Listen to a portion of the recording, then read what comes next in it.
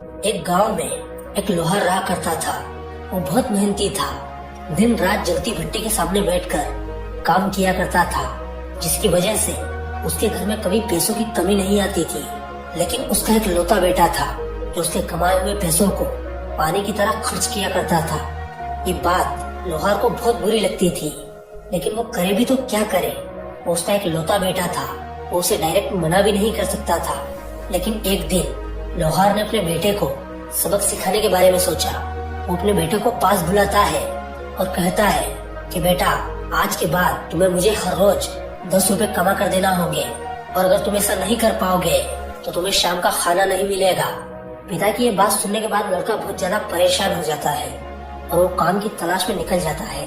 पूरा दिन बहुत भटकने के बाद भी उसे कोई काम नहीं मिलता, तो वो वापस अपने घर लौट जाता है।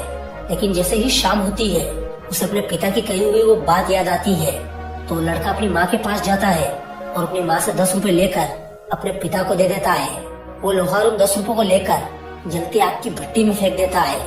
फिर कुछ दिनों तक यही सिलसिला चलता रहता है।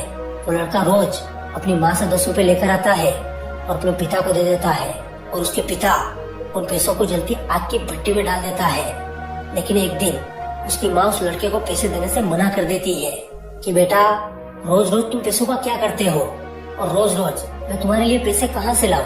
तुम पैसे अपने पिता से क्यों नहीं मांगते? तो माँ की ये बात सुनने के बाद वो लड़का और ज्यादा परेशान हो जाता है और वो एक बार फिर काम की तलाश में निकल जाता है। लेकिन बहुत भटकने के बाद भी उसे कहीं पर कोई काम नहीं मिलता। फिर वो अपने घर की ओर लौटने ही वाला था कि रास्ते में उसे एक बूढ़ा आदमी दिखाई देता है, जिसके पास लकड़ियों का बड़ा सा गट्ठर था और वो किसी का इंतजार कर रहा था। तो वो लड़का उस बूढ़े आदमी के पास जाता है और उनसे कहता है कि अगर आप बुरा ना मानो तो मैं आपके लकड़ियों के गट्ठर को आपके घर तक पहुंचा सकता हूँ, जिसके बदले में आप मुझे 10 रुपए दे देना।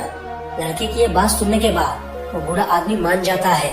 उसके बाद वो लड़का उस बूढ़े आदमी के लकड़ियों के गट्ठर को सर पर उठाकर चलने लगता है।